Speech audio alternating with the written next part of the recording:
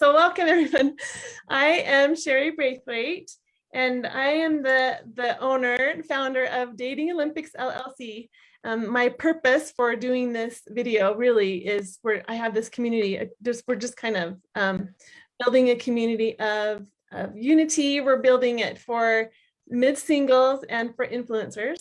And James is one of those people, one of the influencers that I wouldn't call myself an influencer. Nobody knows me, but the people I work with. You are not going to call yourself that, but I'm going to call you that.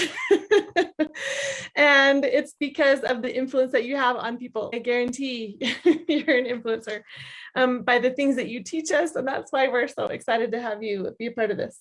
So he's going to talk to us today about metabolizing our fears.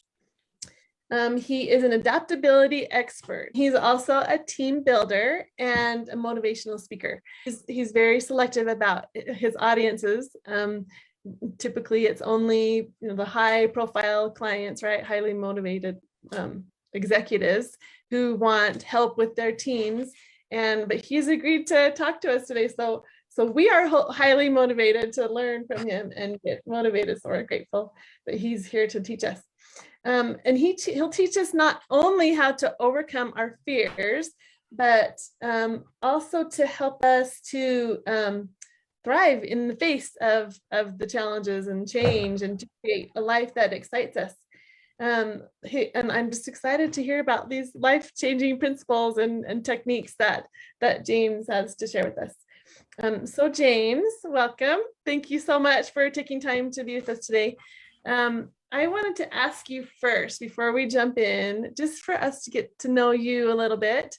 Tell us anything you want to tell us about who you are, but we for sure want to know what brought you to doing this. What in your life happened, or how was your life story bringing you to have this passion to do this? I mean, there's so many starting points in your life, right? If you trace things back, which I always do, I try to find out the motives for why I do stuff.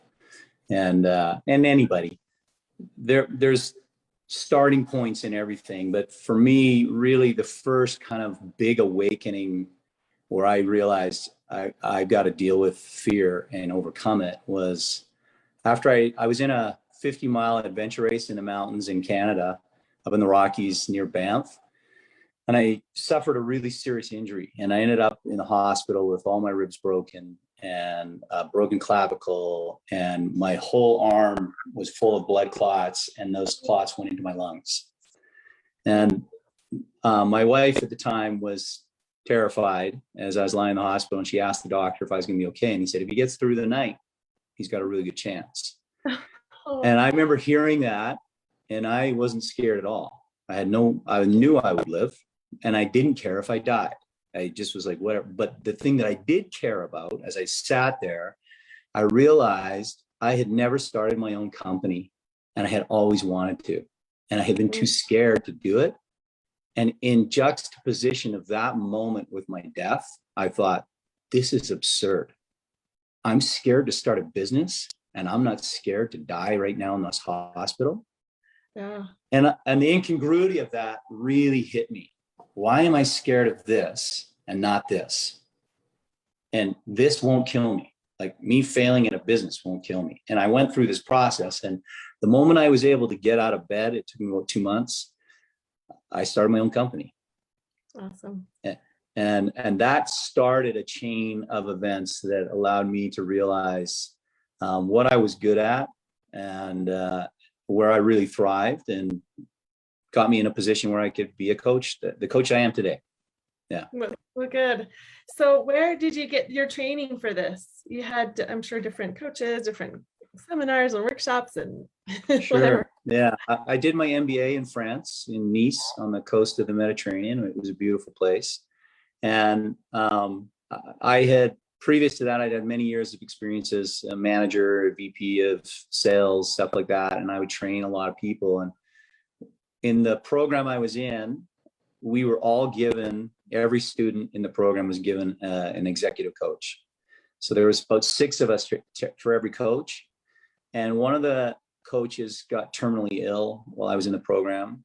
and they asked me to step in and coach some of the people, some of the students. I was elected class president by chance, and then they, I guess, felt like it had good feedback, and it was kind of news to me that I could do this. It was not something I had explored really.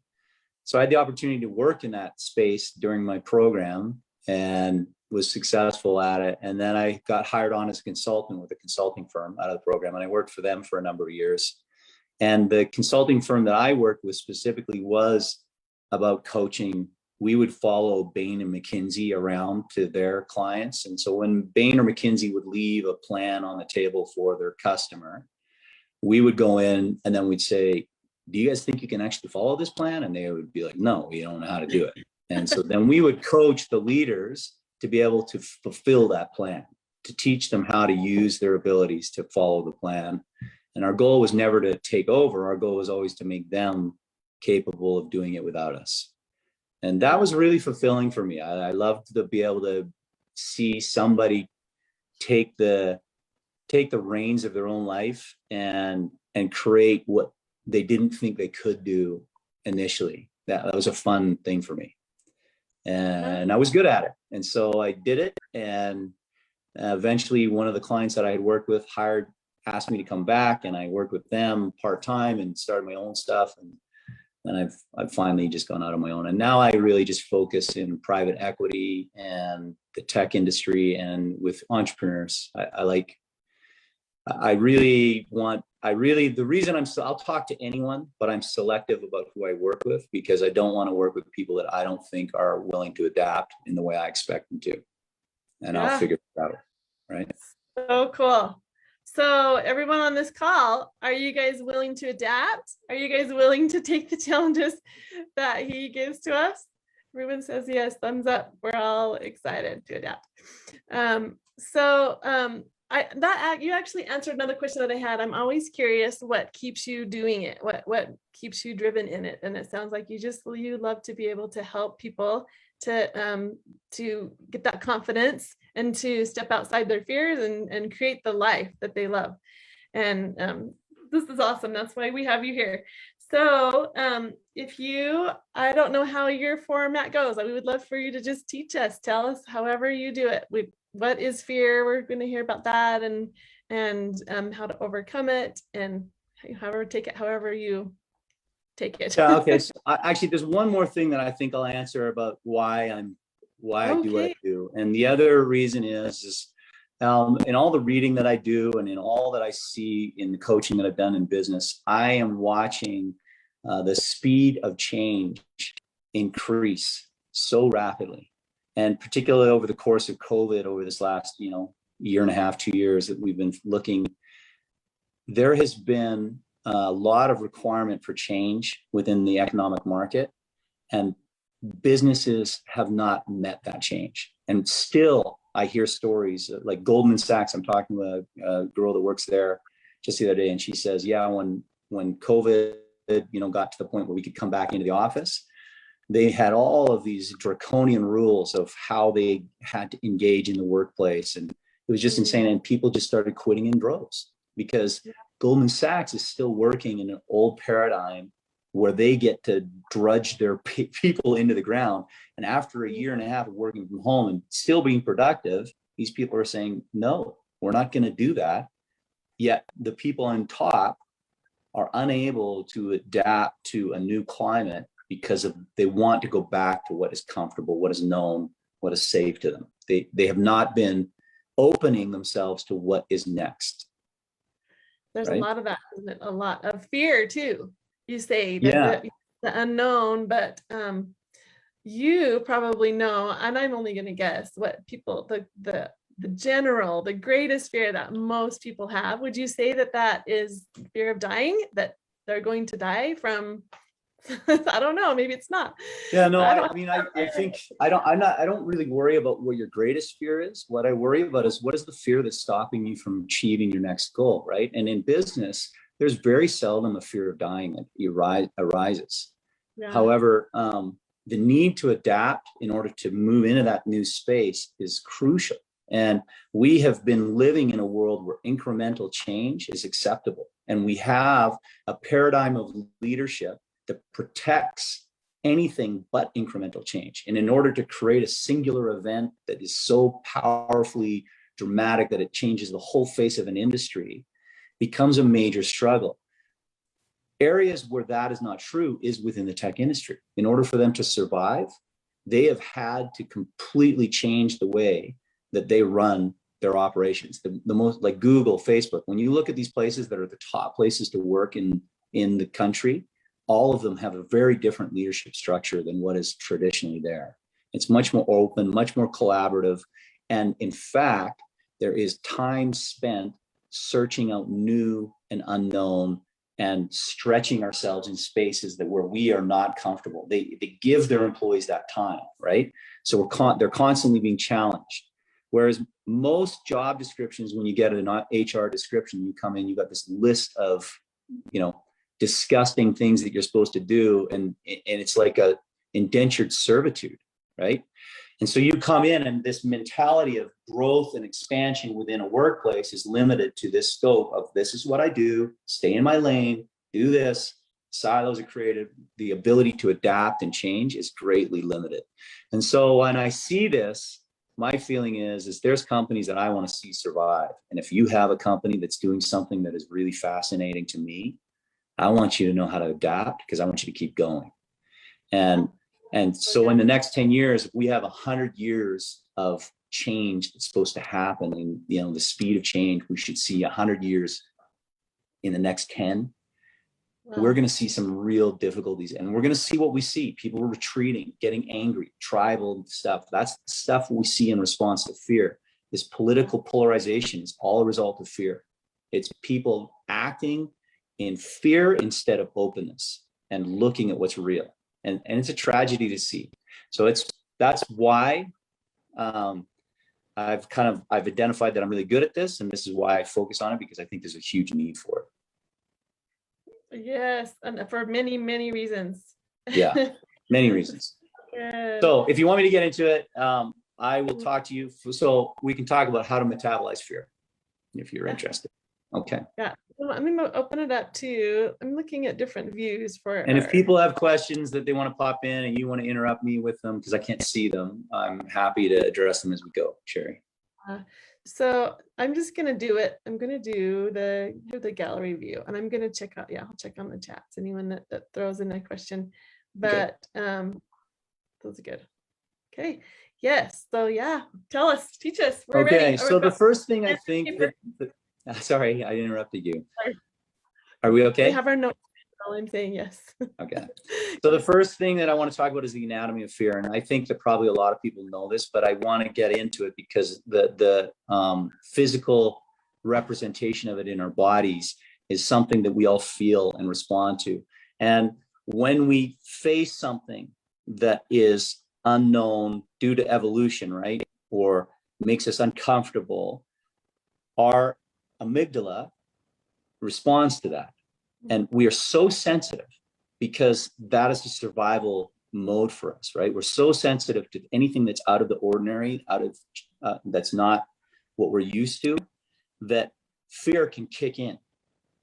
And when that happens, we're flooded with adrenaline and cortisol, and our brain, our prefrontal cortex actually shuts. It doesn't shut down, but it's our access to higher functioning thought, higher capacity to process is limited because everything's back in the amygdala, which is a survival mechanism. And then we're moving on habitual actions. And when we're moving in a habitual way, we can't see how to get to a place in a new way. We go in the same way. And the best illustration I can think of in my life where I saw that happen was when I was a little boy. I was really, I made Dennis the Menace look like a sweetheart, honestly. And I was standing on the side of the road. I used to throw rocks at cars when I was a little kid. I was 6 years old at the time. I was coming home from school, and I would stand on the sidewalk and I'd put my hand behind my head with a rock in it. And I'd scratch my head. I don't know why, because it was stupid, but I was like hiding, but I wanted them to see. And I would literally be right on the sidewalk standing, and a car would come and I'd throw a rock at the car, and they would see me throw the rock. And my goal was for them to chase me, because I wanted to run away from them, not get caught. And threw a rock at this truck and it stopped. And the man that got out was way too fit and way too big. And I was terrified. I thought this guy could catch me. And I started running, and I ran through all these neighborhoods, and I came up to this fence, and there was a gate, and I was going to open the gate and run through the yard. And I'm yarding on this gate and it won't open. And I keep pulling, and I'm pulling harder and harder and harder. And I just can't get this gate to open. And all of a sudden my body just lifts. Woo, and this guy has caught me, and he turns me around. And I remember as he lifted me and I looked back at this stupid gate that wouldn't open for me, I realized I had not been pulling on a gate. I'd been pulling on a patch in the fence. And I could have hopped that fence. Oh, yeah. I didn't have to open the gate. I could have hopped the fence and kept going. And in that moment, I realized that in my fear, I had locked in on one method of escape. And when it didn't work, I didn't adapt. I kept hitting a patched fence, thinking it was a gate, waiting for it to change when it never was going to, out of fear. And I thought to myself, I'll never do that again. And I did do it many times, because that's what fear does. It shuts your ability to see and adapt down, because your prefrontal cortex is shut down. The interesting thing is when you feel excitement, when you're excited, your amygdala kicks in and it floods out serotonin and dopamine to your body. Your blood vessels open, your heart rate pumps, but your blood pressure doesn't go up. And you actually have a greater ability to see everything that's happening. So if you've ever played sports, or if you've ever been doing, creating music, or just doing something that's in your zone of genius, and it just is flowing to you, and you have that feeling where you just know what's happening, you see everything that's unfolding as it comes, that's excitement. That's your brain lit up. That's your brain seeing everything and adapting. And so how do we get into that space when both reside? It's like Janus, the two-faced god of, right? Janus is the god of transitions, and he transitions you from one space to another. And the amygdala is your two-faced god. And you can respond to something in fear and be shut down and act in survival. And there's a time for that. There is. But 95% of our lives now in the world that we live in is not required for us to feel that fear. We should instead face it with excitement. And yet we let fear consume us, right? It's the same feeling. That's what I understand. Well, it is a little bit, right? Logical, effects, like your heart, racing heart. Yeah. Yeah. It is the same. There's basically almost identical, except that your blood vessels open and you receive this, versus constricting, where you get tense, and one where you see opportunities, and the other you go to habitual action, right? So if you are walking through the desert and you see something that's going to attack you and kill you, going into a habitual behavior where you just, all you know to do is turn and run hard and get away really quickly, that can be an advantage. So there is a real mechanism there that you can tap into, and fear can help you. But when you're thinking about doing something new, or performing, or anything, taking a new business risk, right? You're not looking at death in most cases, unless you're in the drug cartel, right? Yes. You're looking at embarrassment of failure. You're looking at loss of money, potential loss of a job. These are the things you're looking at. And so if you can truly look at them, you can begin to manage your emotional response to what it is you're facing. But keep going. I'm going to ask you a question, but you probably will answer it. I'll let you keep going. Go ahead. You have some questions? Well, no. I just thought of something, but you might be answering it. I interrupted you. Sorry. So once you understand the anatomy of it, right, then you can really understand that the intent of how you process your experience will change your ability to navigate through it, and how you navigate through it. And another thing I kind of want to talk about is habit, right? Our brains are inherently lazy. And so we form habits. And when we are acting in a habitual way, we are not acting with freedom of choice. So if you've ever started taking your kid to school and ended up on the highway driving to work, that's your brain acting out of habit. You didn't have a choice. Something triggered your brain to go into a habitual mode, and you ended up on the highway, not on the way to school. And so the ability to see that, to break that behavior, that habitual behavior, comes when you're out of fight or flight, because fight or flight is going to drive you right into the known, the habitual, the safe. The excitement, that drives you into the unknown, the new, the adventurous, right?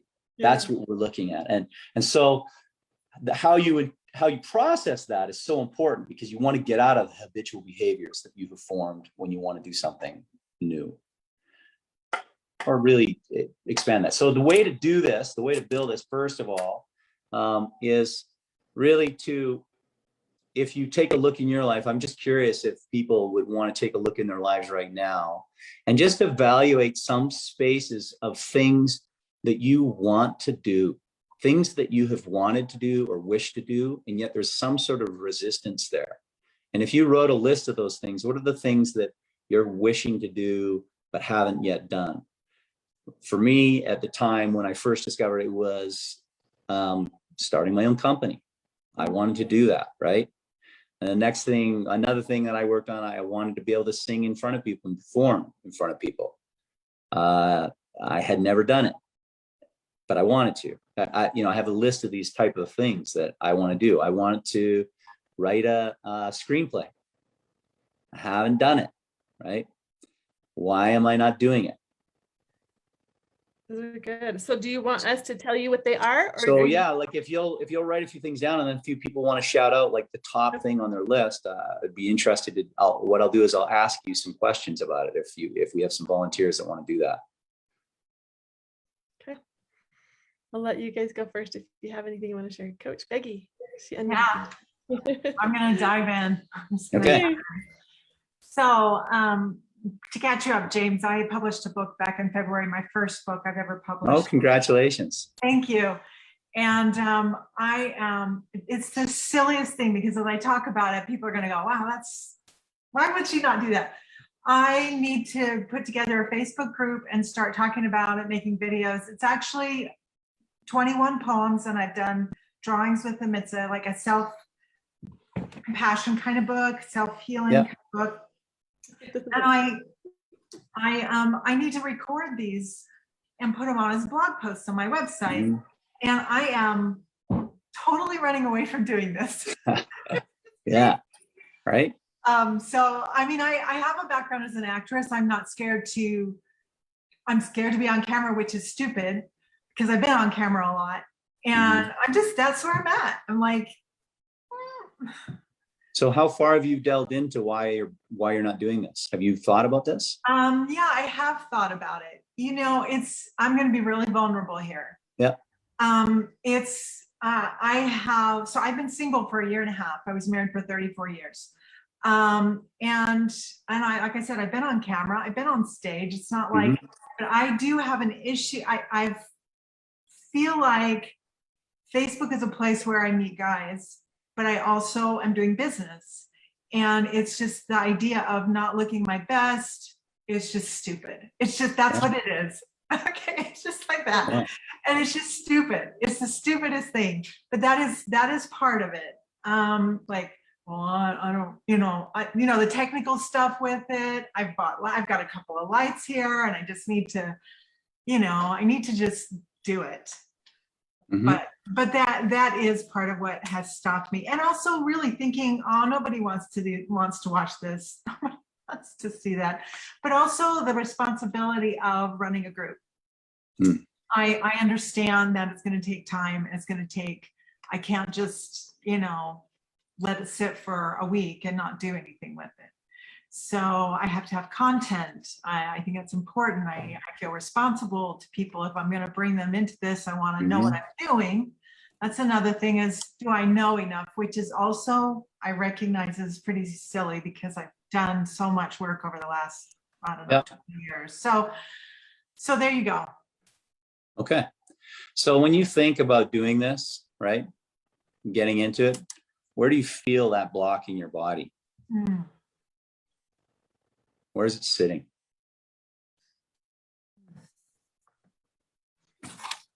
Right. Probably right here. Okay. Right here. So you've said a few things to me that you already recognize, but what I want you to do is I want you to dive into this. And first of all, try to identify, like, why is that block there? What is that? Ask it. What is it? What are you trying to stop? Like, what are you worried about? And when you ask it that, things will come to your head. I'm just curious if you can do it right now. Sometimes it takes process, but sometimes you can just nail it. You can ask it. What am I worried about?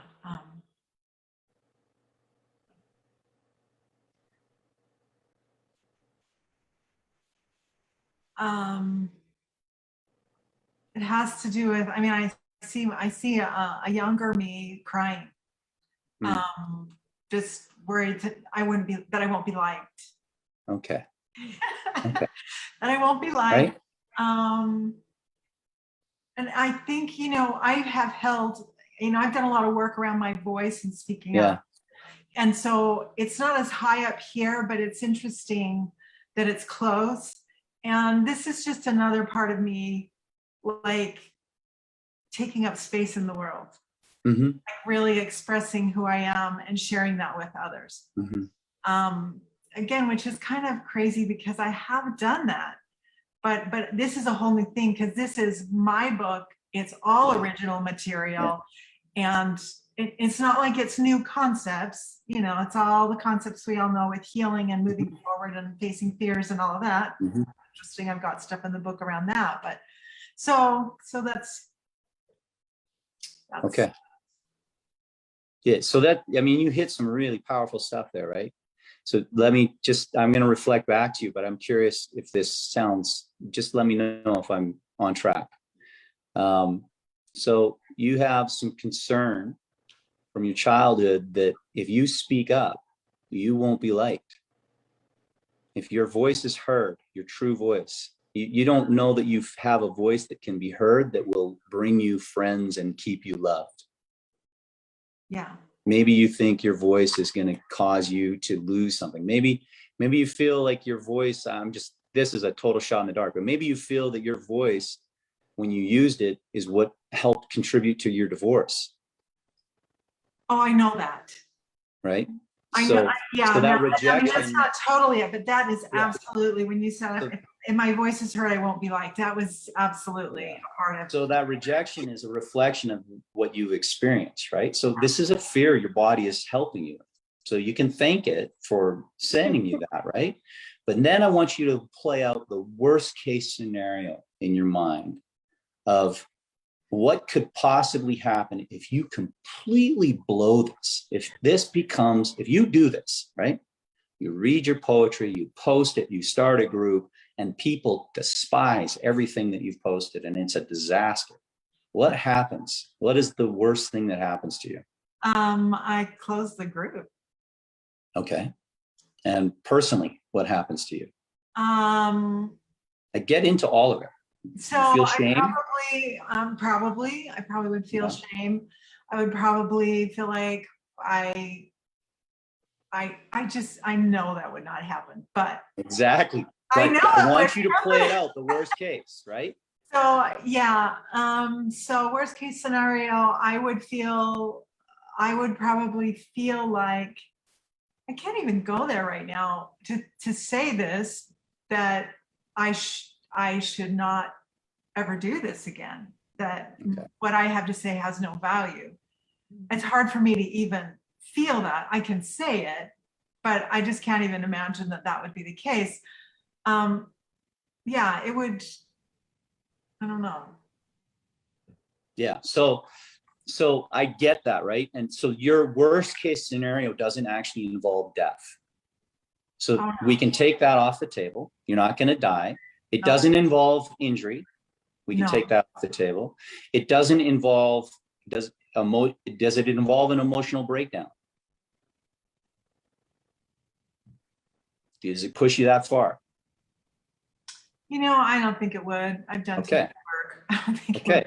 So So far we're eliminating these major things that you could have legitimate fears for, right? And so you play it out. And then what I do is I assign in my mind percentages of chance for the worst case scenario. Like, what is my worst? Because I do stuff all the time that could kill me. But I look at that and I'm like, I think there's probably like a 5 to 10% chance that I die if I do this. I'm willing to assume that risk, right? But that's me. That's me. I get to choose and I get to intentionally decide, right? And if I'm going to do something that has a 10% chance of death, I want to be as calm and excited and ready as possible and not shaking in my boots, because then that percentage goes up. Got it. And so when you begin to look at what you're doing and what you want to do this, right? Yeah, I do. Yeah. I want to do And this. so and then you begin to recognize that this fear that you're placing on yourself is a fear from the past that is tainting your future.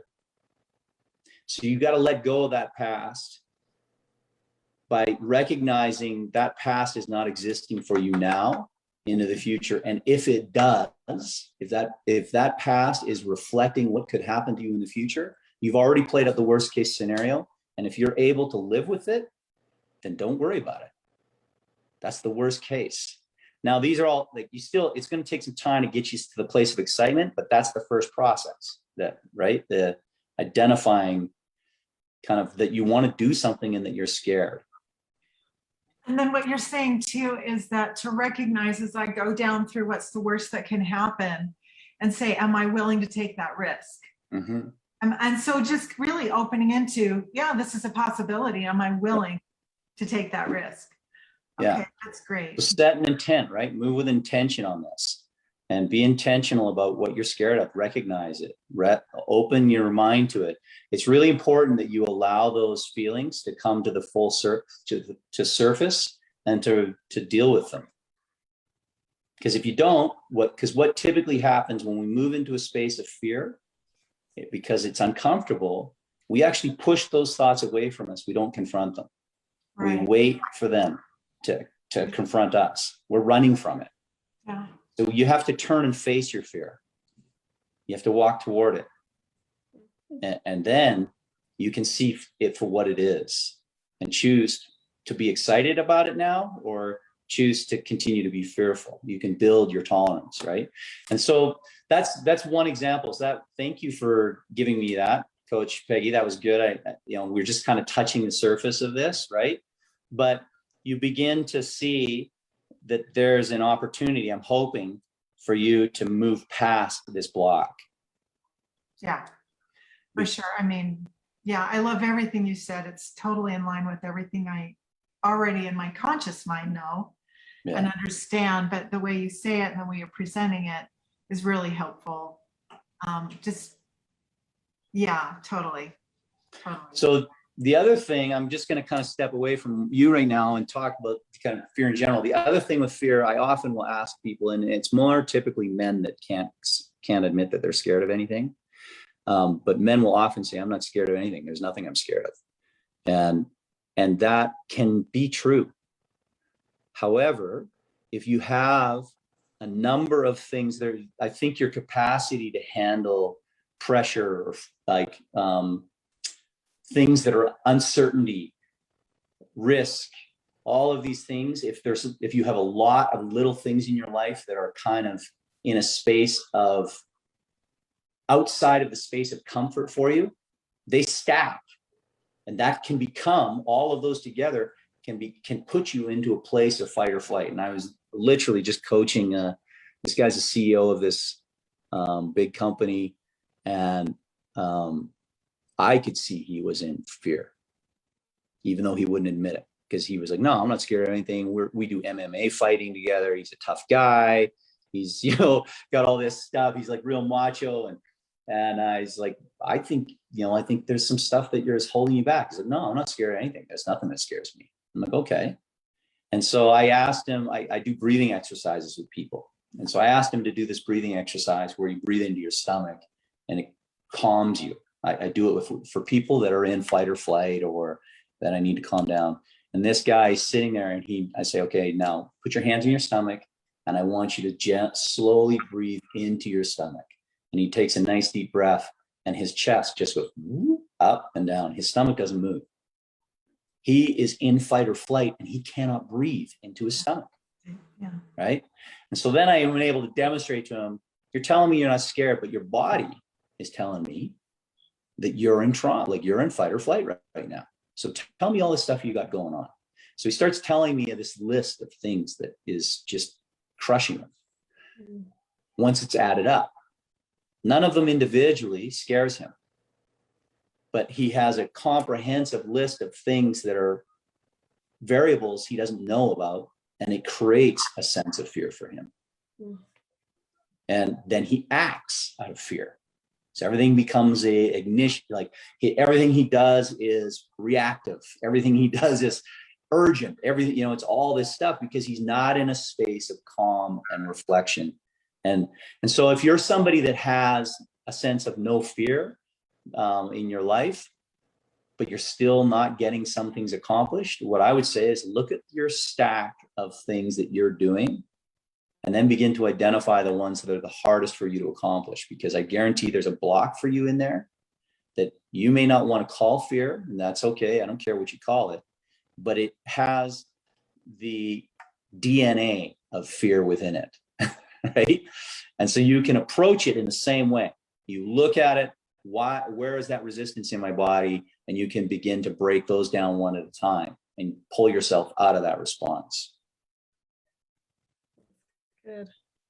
So I call it admitting or identifying my areas of resistance in my life. Things I want to accomplish that somehow I'm not doing. Why? Once I've done that, then I have an acronym. And for you Brene Brown fans, this actually wasn't an intent to copy her, but she has an acronym for building trust called bravery, which I love, or braving. Sorry, is it braving or bravery?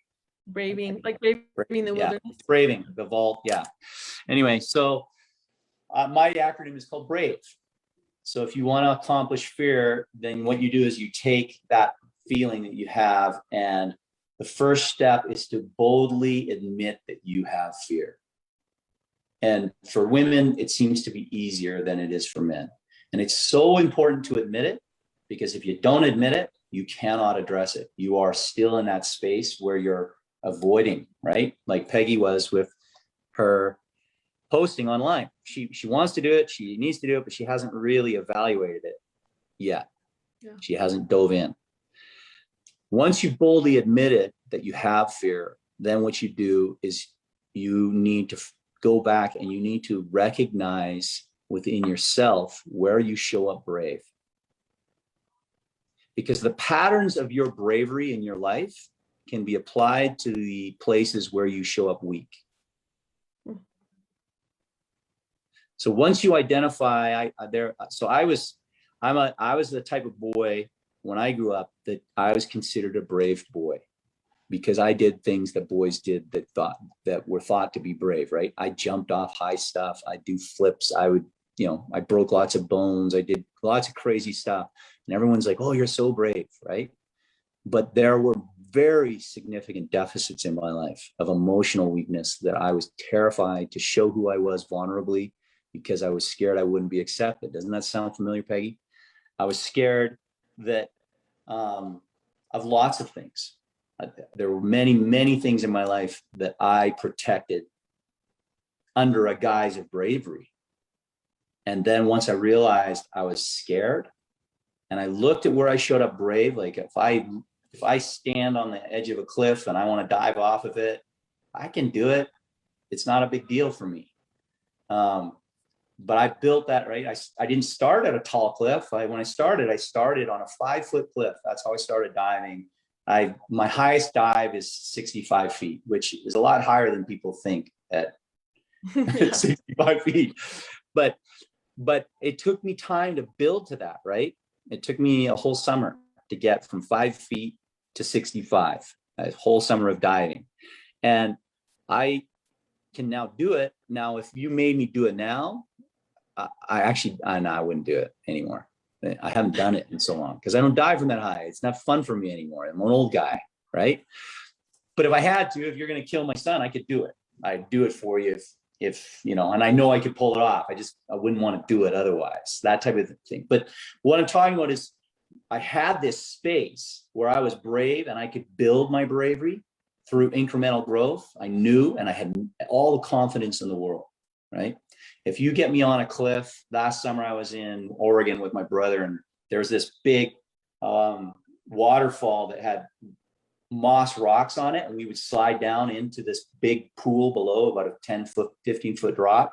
And I thought, well, I want to dive off of it. And so I went walking up to the edge of the cliff and stopped to dive, and my feet slipped out, and I fell and landed on my back in the pool, like 10 feet below. And it was so funny. Like, my brother was filming it, and we just killed ourselves laughing, right? But if I had been playing a musical instrument on a stage and I had screwed up like that, I would have been mortified, absolutely mortified that I had messed up to that level. But physically, I didn't care. Because I can dive. I just slipped. It didn't matter to me. Didn't bother me at all.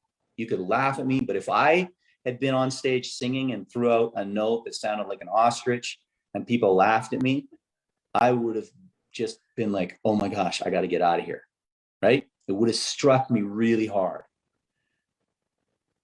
That is when I look at those two things. So then what I've done is I take that bravery of how I feel like it's just a mistake, and I put that mentality onto the music performance.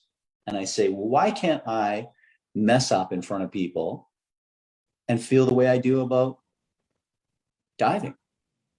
What's the deal? Why would I have one that I hold in shit? Because I know people that if they slipped off that rock like I did, would be mortified by being laughed at.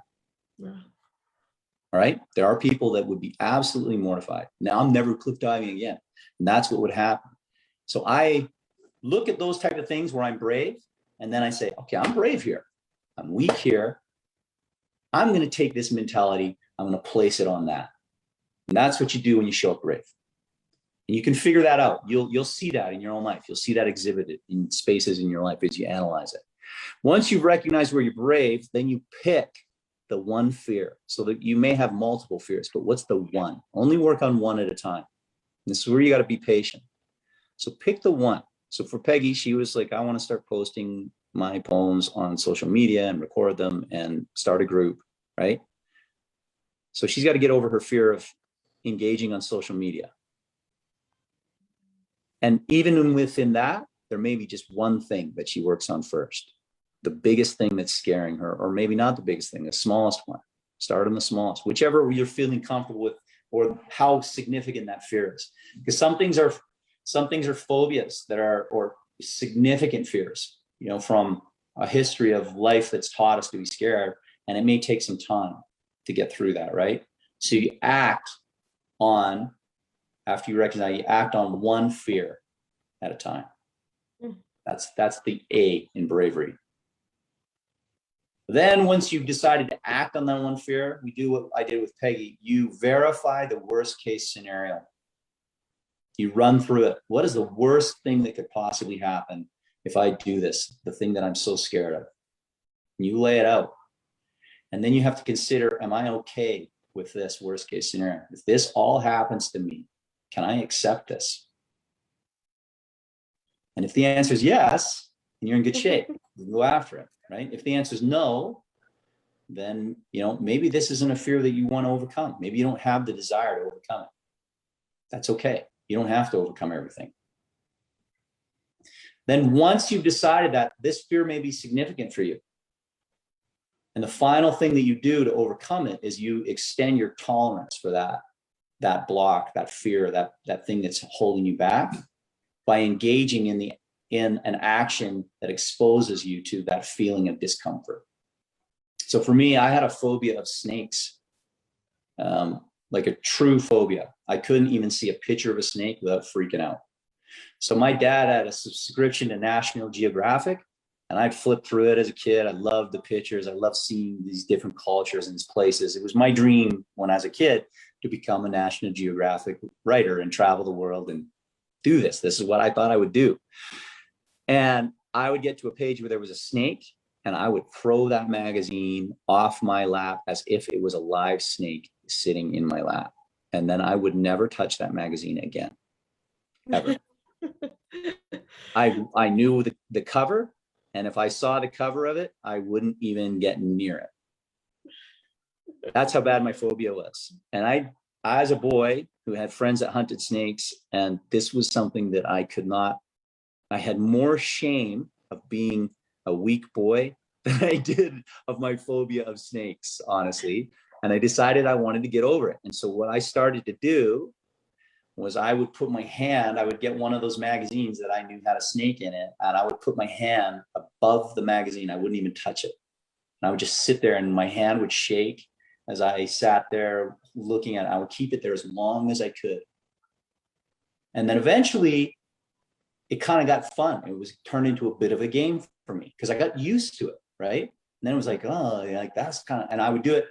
I eventually got to a point where I could touch the magazine. Once I could touch it, then I got to a place where I would turn the book to the picture of the snake. Till finally I was able to touch the snake in the book with my hand on it. And then I got to where I could just flip through a magazine, and if I saw a snake, it might startle me, but I could still hold the magazine in my hand. I wouldn't throw it anymore. And I just kind of kept pushing myself into that space of unease, discomfort, and exposing myself to that pressure. I now have pictures of me holding a 20-foot boa constrictor around my neck. My kids can still scare me. Like, we went to the Farmington Fair a couple of years ago, and they had a tent with reptiles, and there were snakes in there. And I went in, I was going to hold a snake, because they always tease me that I'm scared. And I didn't know this, but they let people pass the snakes outside of the tent, and they were coming down the line. And my daughter turns to hand me a snake, and I'm expecting to see snakes inside the tent. When she turns to hand me the snake, I literally jump out of my boots, step back like 5 feet before I collect myself. And then I'm like, okay. And I go back and I held the snake, right? And I change that initial reaction of fear, it just ignites me with fear, to a tolerable level of fear. I'm not entirely free of fear when I meet a snake, but once I get control, I'm more excited about the prospect of my engagement and how I do than I am about running and fearful and running away from the snake, because I've practiced this over and over and over again. So that's how I overcame a phobia. I've done this with a bunch of stuff, but I follow that process step by step. Boldly admit my fear, recognize my area of bravery, act on one fear at a time. I verify the worst case scenario, and then I practice extending my tolerance for whatever it is that makes me feel uncomfortable until my level of fear becomes smaller than my level of excitement. So good. So the one thing that I think is particularly important for us as adults to remember is, as children, we were constantly we were placed into areas of discomfort. My daughter started school, like our kids just started school, right? My youngest daughter started middle school this year, her first year. So it's a new school. That's uncomfortable for her. A new level, middle school. That's uncomfortable for her. New teachers. That's uncomfortable for her. New friends. That's uncomfortable for her. New subjects all year long. That's uncomfortable for her. New sports opportunities. That's uncomfortable. Like, you think about that, right? As a kid, that year, when you go into it, right, there's a lot of stuff to process. And even once you get comfortable with that in the school year and you get familiar with that setting, there are still opportunities daily for you to face new learnings, new things, new interactions that are going to stress you out.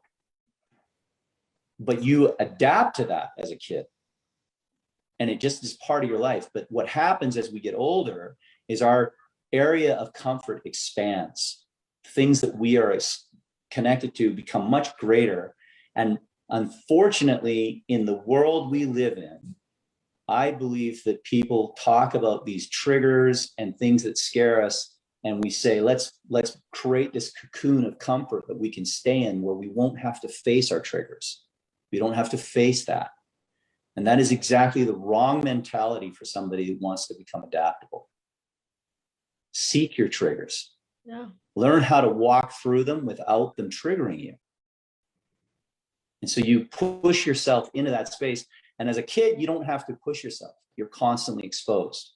You're building adaptability. The way that we limit that for our kids is we protect them from the change. We coddle them, right? But within ourselves as adults, we have to intentionally seek out things that discomfort us, that put us, and if you do that, you build your capacity to face fear. So my capacity now, like I can meet something now. There are fears that I've encountered in my life that were so overwhelming that I've collapsed physically in facing that, right? There's some things that have happened in my life where I encountered something so terrifying, I physically dropped to the ground and couldn't move. I can face that now and stand. Wow. And I can face stuff like that now and move myself out of that fear if I have the time, and move into it in a different mindset. And that comes from practice, right? I'm constantly, so I have a list of things that I do that challenge myself on a daily basis that make me uncomfortable. One of my things I do is musical performance. I am so terrified. And so I have this talk show I do every week. And before the talk show every week, I sing like 3 or 4 songs to a crowd of people. And it's over the years that I've been doing it, of performing, I actually am at a place where I'm almost enjoying it. It's awesome. Right. Oh. And I intentionally do it, because if I create that space of comfort for myself, I become like all of these businesses that I see that have created a level of profit that they're now trying to protect. And we do this in our own lives, right? It doesn't have to be profit. It's just whatever it is that makes you feel comfortable. If you protect those edges and don't move outside of them and stay there, they actually diminish. And I think that's why we get crotchety old men and old women, because they become less and less tolerant of anything outside of their scope of comfort. Yeah. Because the world has become a cocoon. And we don't want that. We've got to stay adaptable. We have to stay changing. We have to be able to constantly step into places that make us feel like we're not ourselves, you know, and you can do that in all kinds of ways. But that's what you got to do. And if you want to build your capacity, your strength with facing fear, this is how you do it. It's just like lifting weights, right? But you have to be intentional with it. So good. This is really good. Any questions? Oh, sorry. I didn't mean to do that. I don't know what I did. I got to get here we go. There we go. I don't see who is trying to ask. To go ahead and just speak up. It looks like everyone's muted. That's why I can't tell who's trying to ask. If you dare. Or you can put it in the chat. That's an option too. This is so good. I would love to. Oh yes, Peggy, Coach Peggy. Can I just say something? Yeah. First of all, James, I love what. Oh, this is just opening my mind. I just love it. This is so applicable to dating. Yeah, it is. It's applicable to everything. So applicable to dating. Absolutely.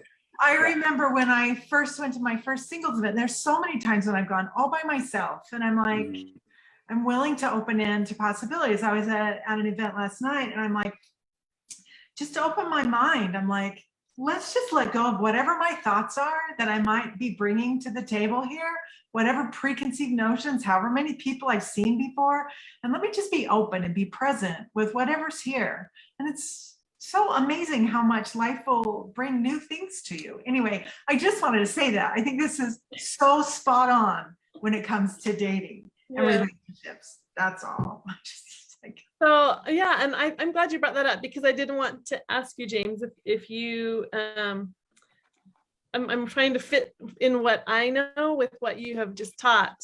Yeah. And that is to focus on, what is your goal? What is it that you want? Like you say, what is it that you're wanting to do that you just haven't done yet? What is your goal?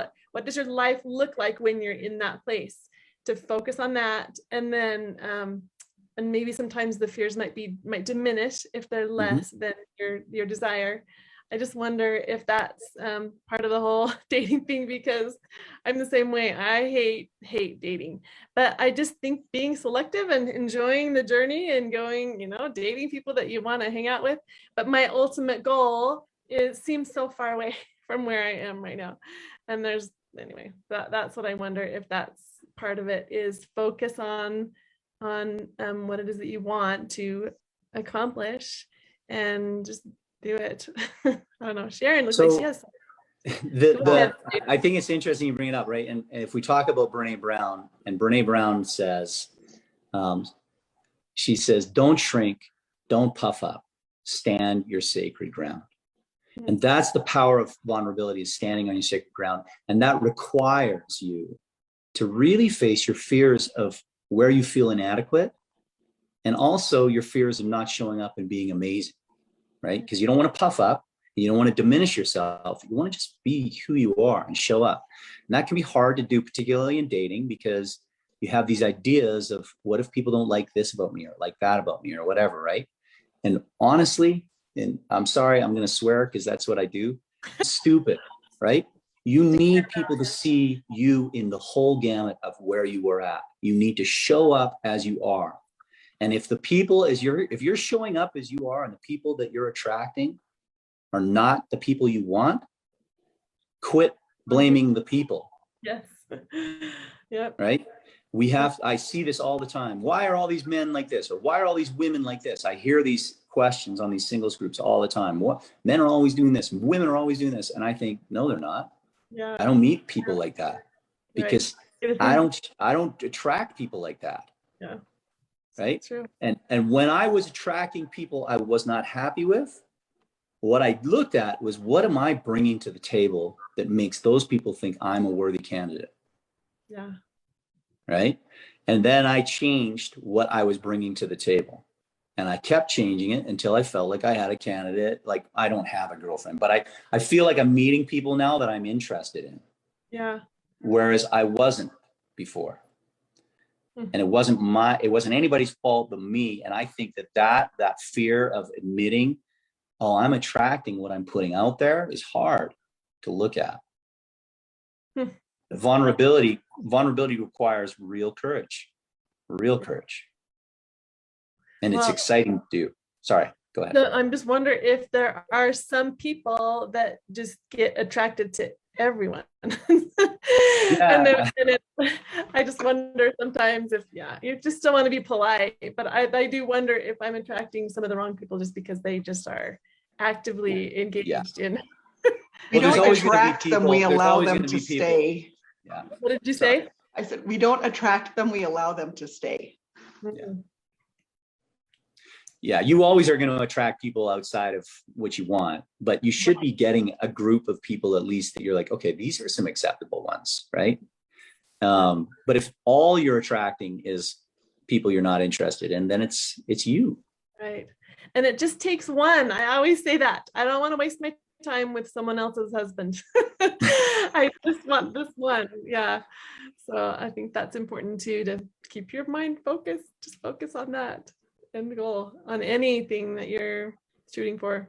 Agree. Thank you, James. Does anyone else have any questions or comments? We'll keep this recording on the pages, but if anyone has anything more to say for James, now's your chance. That was excellent. Thank you.